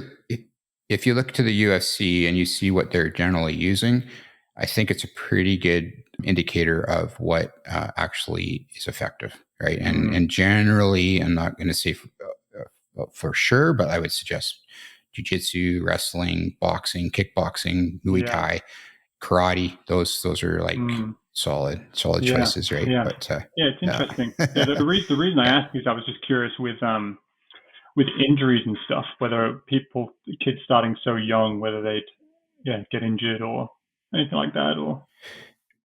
Yeah. Oh, yeah. Injuries are definitely a part of jujitsu for sure. Mm, Of course, the more flexible you are, maybe a mm, little bit reduction. Another great martial art is judo. Judo is phenomenal, mm-hmm, but I was advised not to do judo too much. Like when I started at 38, mm-hmm, and we would work on takedowns and mm, throws in jujitsu, but much less than judo. Judo mm-hmm, that's the key center focus of that martial art, I would suggest. mm, And but it's an incredible martial art. Like mm, they're amazing. Those guys are incredibly good. But again, that's like high throws, high risk. So yeah, and same with jiu-jitsu, you can get injured in that for sure. I've had tons of injuries from that for mm, sure. But I would say, I mean, you could get injuries in ice hockey yeah, or mountain biking. yeah. It's Just all part kind of of it. Yeah, it's yeah, all part of it. It's a full contact sport, right? So yeah, yeah. yeah. So yeah, That's it's fun. great. I'd recommend it to anyone. It's awesome. Yeah. Yeah, maybe one day. Maybe Um, I'll give it a go. yeah. Honestly, give it a try. It's great when you're ready for it. It's awesome. I always think it's very empowering. It's good for and it's also it kind of opens your eyes up to what's out there. Actually, one of the great, I don't know if he'd be anywhere near you, but one of the great jiu-jitsu practitioners and teachers in the world is Lachlan Giles, and he's from Okay. Australia, I Oh, believe, really? and he's phenomenal. Yeah, Oh, he's yeah. phenomenal. Yeah, Wow. he worked with Craig Jones, I believe, and Okay. he's another top guy. But yeah, Yeah. there's probably Yeah. quite a bit of Yeah. it in I think that Australia. scares me too. Like if you went to do it and you realize there's just a group of people out there who could literally just manhandle it. Yeah. You know what I mean? Yeah, makes you feel very vulnerable. Yeah. Yeah. That being said, like a lot of guys, not always, but a lot of guys in jiu-jitsu, like and the like a lot of the fighters that I've been around, they're some of the most humble guys on the Mm, planet. And not always, of course, like anything, mm-hmm. but and I think, like they know kind of where they stand, and they don't they don't necessarily want to have a fight, right? Because they do it Mm-hmm. seriously in their sport, and they don't want to have problems, right? So Mm-hmm. best thing to do is always just to avoid altercation at all Yeah, costs if you can, right? yeah, yeah. Yeah. So a couple other things I was going to say or ask you about is because you've been doing it a long time with your running, and you've kind of gotten to this stage where you're having lots of success with your results. Do you have advice for like other maybe up and coming runners that are like young that are just starting out? Anything that comes to mind that you would sort of suggest to them? Yeah, young runners, obviously consistency, but also be patient. Build up slowly. Again, I only really started, like I've always been kind of into endurance sports. Like I kind of said to you, more like a bit of a weekend warrior, like dipping in and out. But if I was to commit myself to running, let's say in my late teens, I think the advice I'd want is you don't need to go and try and do 100-mile weeks. You know what I mean? Like just give your body time to kind of evolve and adapt and grow. And just if you can be consistent and stay relatively injury free over the years, by the time you get into your, mid to late 20s where you've really built that aerobic engine and you have that huge foundation to then launch yourself off of, I think that's going to be the difference. So yeah, my advice would be just be patient. You don't need to look at everyone on Instagram or Strava doing God knows how many miles they are a week, because yeah, unfortunately it doesn't work like that. Especially for me, like I just can't. There's a guy, he's like my idol. There's like a guy in his 40s, his name's Andy Day. He lives just down the road from me. And I'm jealous because he run commutes to work and he's a fantastic Right on. runner. He's, I think, a 2:28 marathon guy. He's in his 40s. But he'll win a Wow. hundred. Holy crow. He'll win 100. He'll win like a 100K trail race. He'll do this. He'll do that. And he's been hitting like 170, 180 kilometer weeks for like 10, about like I don't know how many years, and he's so consistent. But I asked him. I was like, oh, how do you get so much volume? He said, Shaun, look, I've been building that volume up for God knows how, like God Right. knows how long. Like you can't Yeah. just jump in. So yeah, if you're young, you don't need to be doing crazy mileage. Your body's still growing, just Yeah. slowly. And be patient. Honestly, I'm not professional, but it takes years. Like if you talk to some guys who have a really good race, they'll probably say to you, this has been building for 5 years. I had a really good year, and then I managed to build on that, and I've remained injury free throughout it. And then it kind of builds that way. You just got to try to be consistent the whole way through. Yeah. Which Yeah, is that hard to makes do. so much sense. Yeah. Yeah, it makes so much sense because it's a long game, and that, going back to jujitsu, that's the same. In my opinion, that's a long game too. Mm-hmm. Like to survive the gauntlet of rules and hard. Mm-hmm. For me, that's kind of one of my biggest things. Is I tried to like really like I've had tons and tons of hard rolls, but I tried to stay injury free, Mm-hmm. and I would see people come and go out of the sport, and I just tried to be consistent as well. Mm-hmm. Just try to like show up, try to learn, try to get Mm-hmm. better. It sounds like the same kind of thing goes with trail running, where you're trying to like put that time in and build that volume up. And it's funny because what it reminded me of when you're chatting there is that I've seen a lot of guys say, "Oh, I'm going to go into do a marathon." Oh, that's awesome! Mm-hmm. Like, I think everyone should give it a try. It's so much fun. Mm-hmm. And then they'll go off and they'll do the local. I don't know. They'll go to a local running store and they'll jump in on their runs, and before you know, they're competing against the guys that are running there. And 3 weeks later, they're injured because their knee hurts.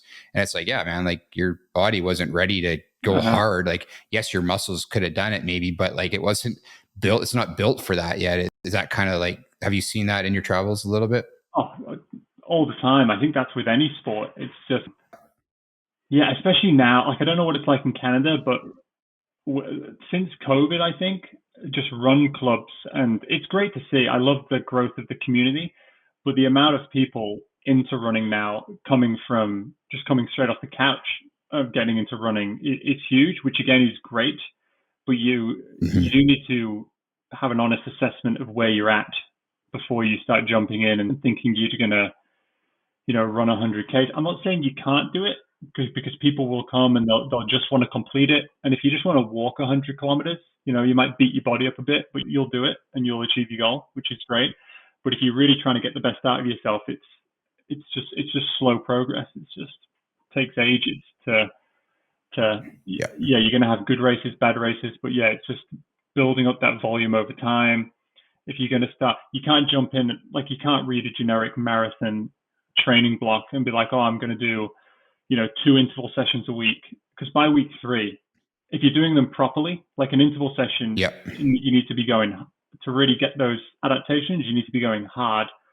You're going to end up in a heat on the floor by week if you're 3rd week, and then you lose interest and it all goes out the window.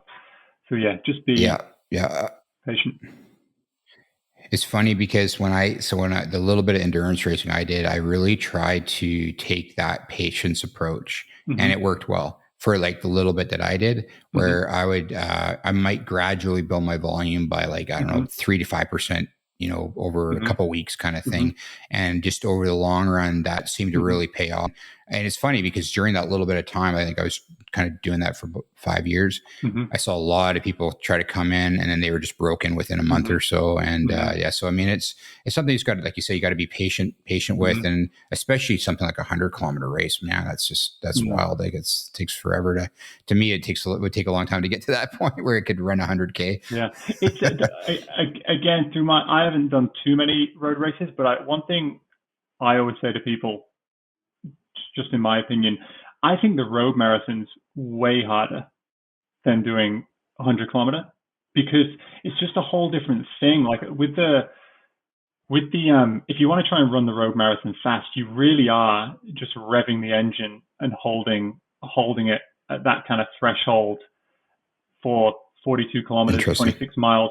Whereas the 100-kilometer, especially trail, it's a bit more like you're obviously working, kind of towards your aerobic threshold, but it's just more moderate. Like the day kind of ebbs and flows. Like you'll have good points, you'll have bad points. It all kind of comes together in the end. Whereas a road marathon to me sounds so stressful, because if you're trying to hit a time, you can't really afford to make any mistakes. You just like trying to like go the whole time. Whereas in 100-kilometer, you can make mistakes. You can get it back. Someone can make a mistake. You can have a good last section. So I'd like to do a road marathon again, but it sounds stressful. Like if you set a goal for because with trail running, I feel like there's no pace. You're just kind of going to finish when you're going to finish. And if you put together the best day, because you don't know, like you might say, I want to run this in 10 hours. If it chucks it down with rain all day and it's slippy and you're exerting more energy trying to get up hills and stuff or get down hills, it's the same for everyone. So your time's kind of going to go out the window. So it's just really about putting together a good day, whatever that may look like. Interesting. So it's got a bit more that's a good point. flexibility to it.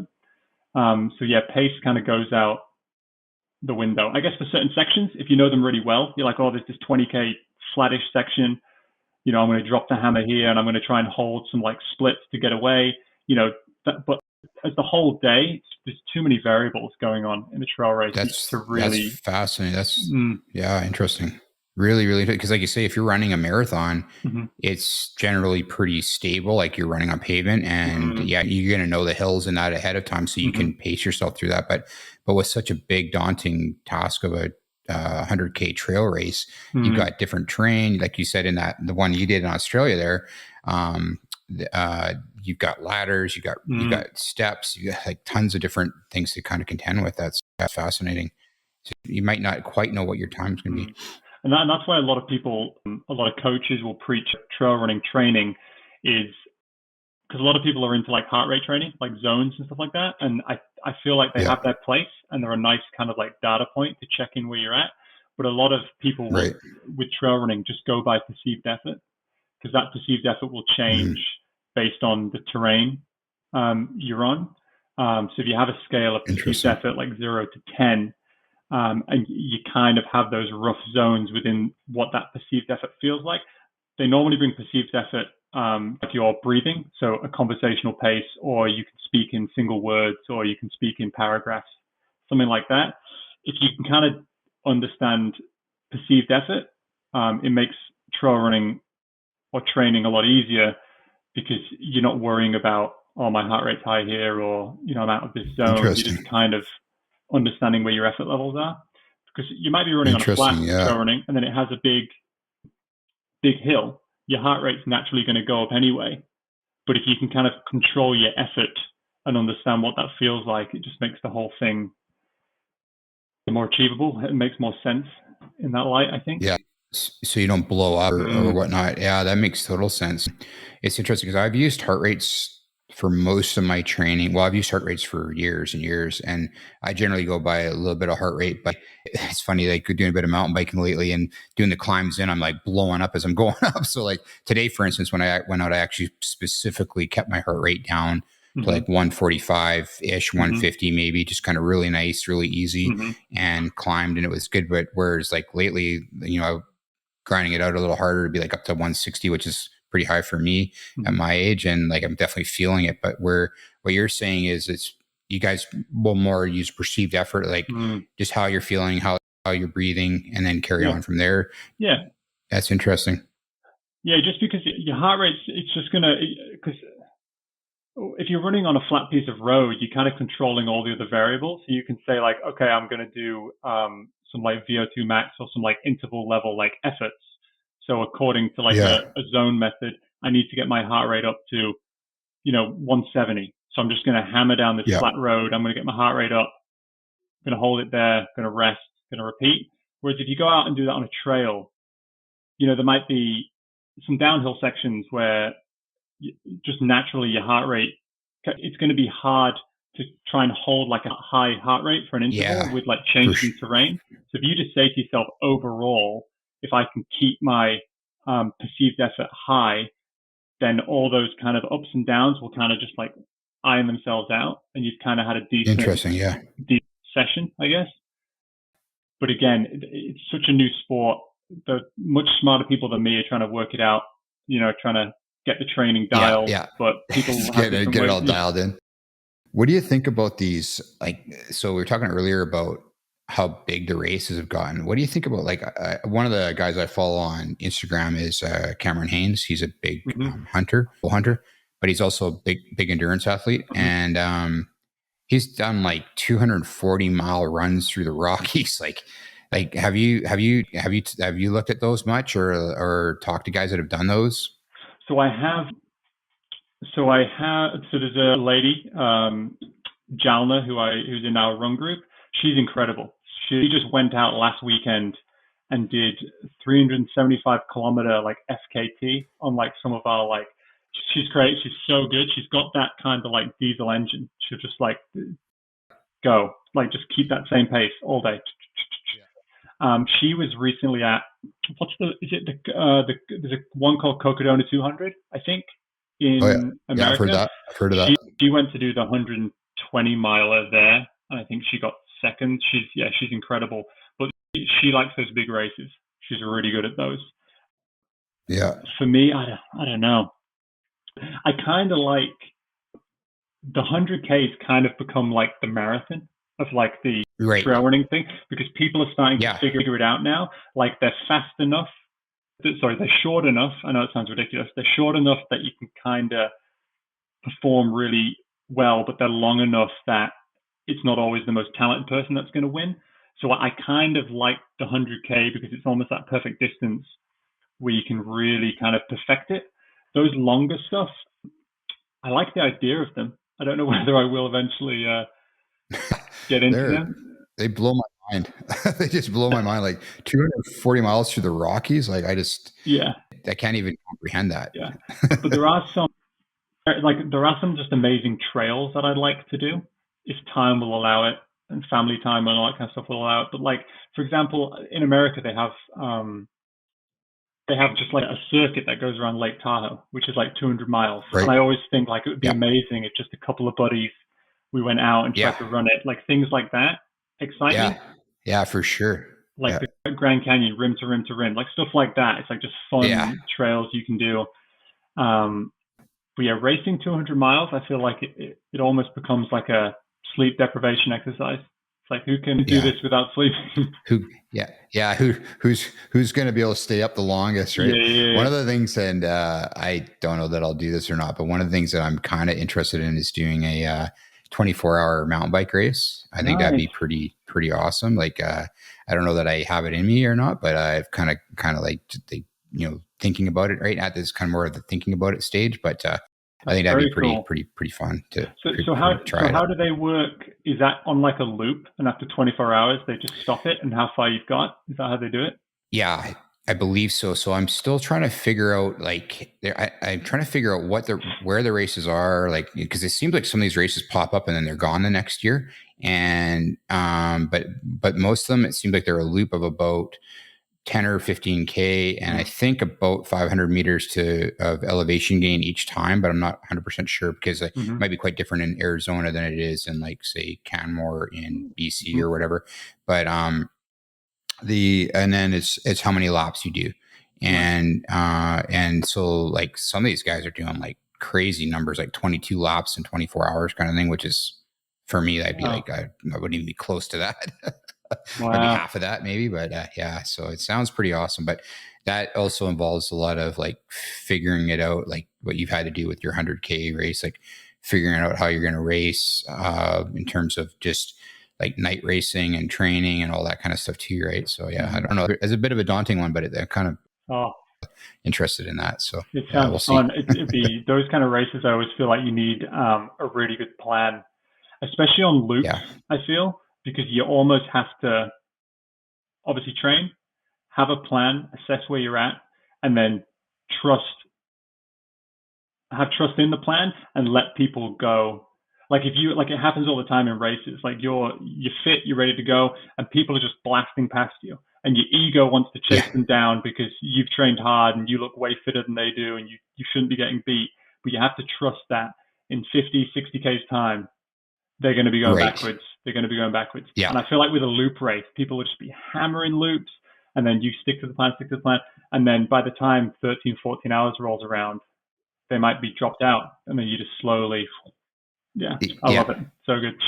Slowly kind of wear it. Yeah, I 100% agree. I think that makes total sense, because it'd be so easy to just like hammer that first lap out and then you're destroyed by lap 5 or 6. So that's awesome. That's cool. That's awesome, man. No, thank you so much. We're closing in on a couple hours here, which has gone by so fast. I was going to ask you, one of the things I ask everybody is, you drink coffee, right? Or no? Yes.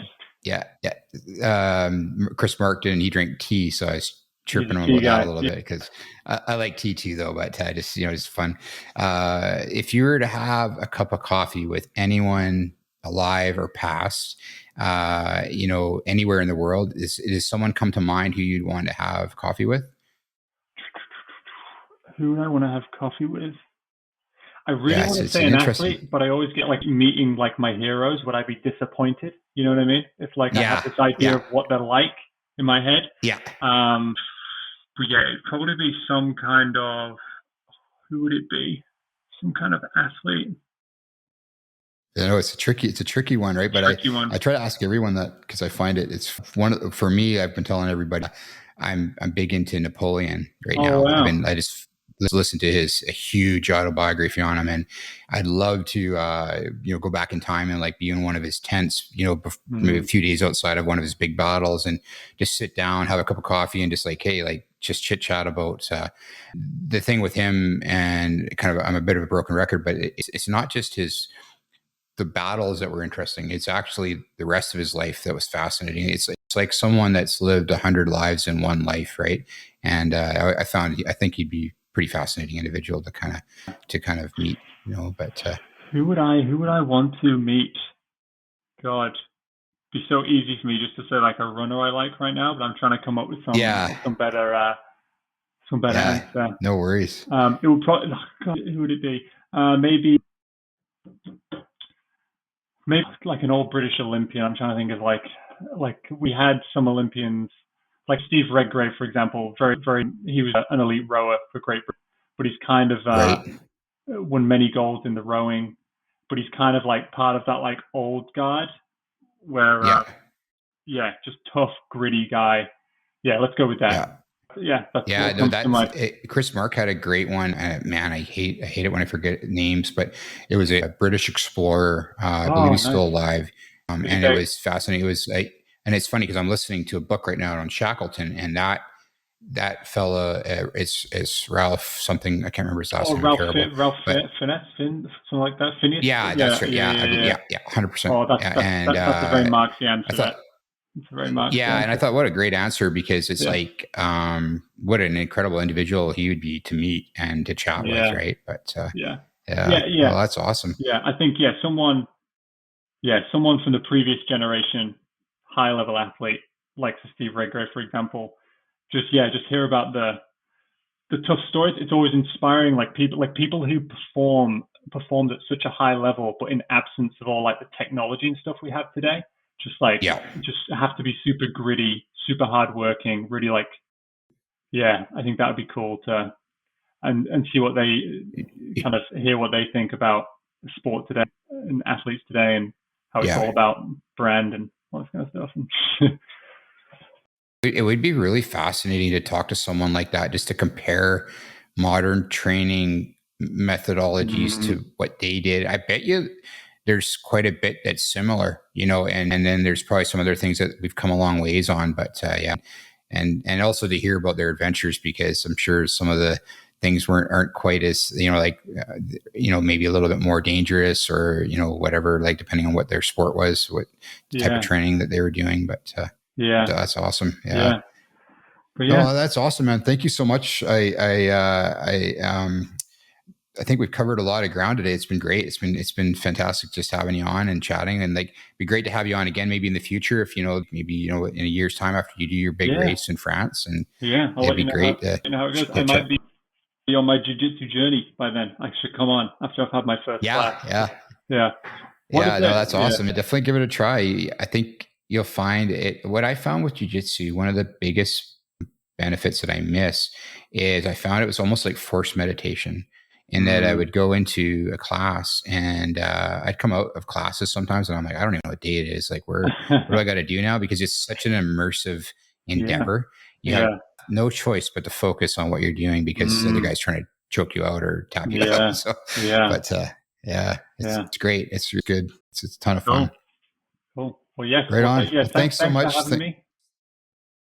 Yeah, it's great. It's been great. I really appreciate you taking the time to come on and chat about it. And best of luck in your upcoming races and your trip to France. Thank you. And good luck with your 24-hour race. Hopefully you get it done. So you can sign up. Hopefully we'll see if I pursue that. It probably won't be for another year, but if I do it, but it's definitely something I'm definitely toying with right now. So it's either go back to jiu-jitsu or do that. I'm not too sure yet. I vote the right biking. on. Thanks. Cool. Anyway, take care. Thanks so much. Bye.